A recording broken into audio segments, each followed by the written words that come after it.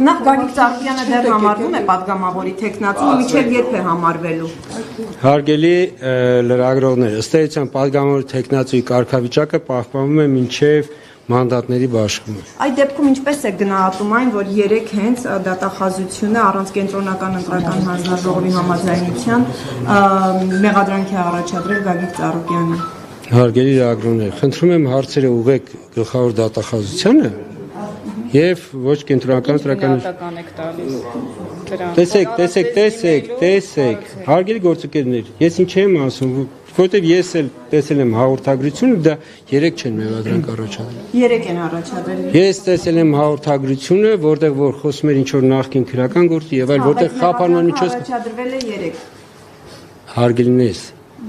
եթե նայեք ընտրական օրենսգիրքը падգամավորի տեխնացուներին անձեռնմեր խիլություն է տալիս, եթե քրական հետապնդում է ամեն ինչը, ծագել է տեխնացու կարգավիճակը ձեռք բերելուց հետո։ Մինչ այդ եթե եղել է, օրինակ, չգիտեմ, ձերբակալություն, դրանից հետո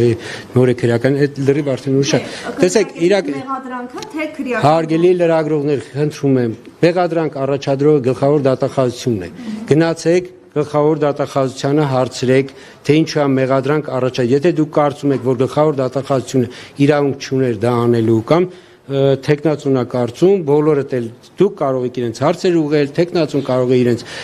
գործողությունները բողոքարկել, բայց կենտրոնական ընտրական հանձնաժողովի նախագահից պահանջել մեկնաբանել գլխավոր դատախազության գործողությունները մեղմ ասած ճիշտ չի։ Պարոն Հովհաննիսյան, վերջը Գագիկ Ծառուկյանի քաղաքական ուժ անցնում է խորհրդարան, թե ոչ։ Հարգելի լրագրողներ, քվեարկության արդյունքների վերջնական արդյունքները կհրապարակվեն հունիսի 14-ին։